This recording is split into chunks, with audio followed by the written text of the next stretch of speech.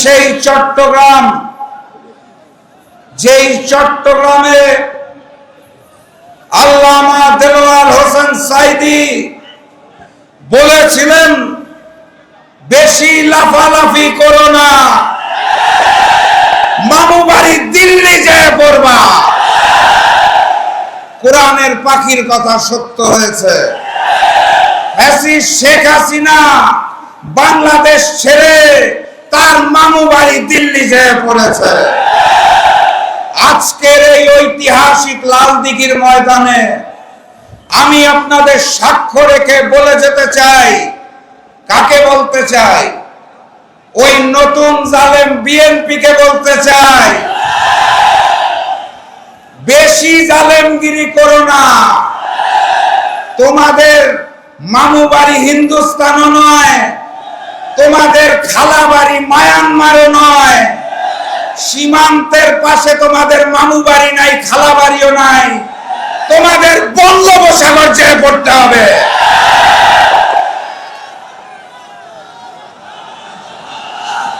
আপনারা জানেন, দেশনেত্রী বেগম খালেদা জিয়া এই মুহূর্তে অসুস্থ। উন্নত চিকিৎসার জন্য আগামী পরশুদিন তাকে লন্ডন নিয়ে যাওয়া হচ্ছে। আমরা দেশনেত্রী বেগম খালেদা জিয়ার সুস্থতা কামনা করি এবং দোয়া করি। একই সাথে সাথে ভাবতে খুব অবাক লাগে, যেই সন্তান তার মায়ের বিপদে পাশে এসে দাঁড়াতে পারে না, সেই সন্তান দেশের বিপদে কিভাবে পাশে এসে দাঁড়াবে? বীর চট্টলার ইতিহাস, সংগ্রামের ইতিহাস, বীর চট্টলার ইতিহাস, লড়াইয়ের ইতিহাস।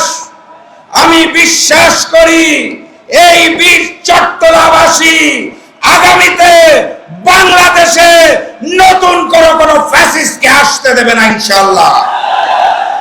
সংগ্রামী সাথী এবং বন্ধুগণ, জাতীয় নির্বাচনের আর 64 দিন বাকি আছে। ফেব্রুয়ারি মাসের 8 তারিখ জাতীয় নির্বাচন হবে। সেই 64 দিন পর জাতীয় নির্বাচনে গণভোটে হাকে জয়যুক্ত করতে হবে এবং 8 দলের যেই প্রার্থী আসবে, যেই প্রতীক নিয়ে আসবে, তাকে জয়যুক্ত করতে হবে।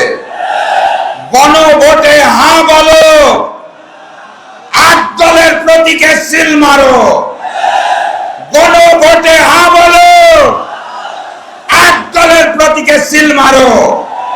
এই 64 দিন কাঁধে কাঁধ মিলিয়ে লড়াই করতে হবে। অনেক ষড়যন্ত্র আসবে, ভেঙে পড়লে চলবে না। এই চাকসুন নির্বাচনে ছাত্র শিবিরের ভূমিদস বিজয় দেখে ওরা বুঝে গিয়েছে ওরা জাতীয় নির্বাচনেও পরাজিত হবে, তাই তারা ষড়যন্ত্র শুরু করেছে।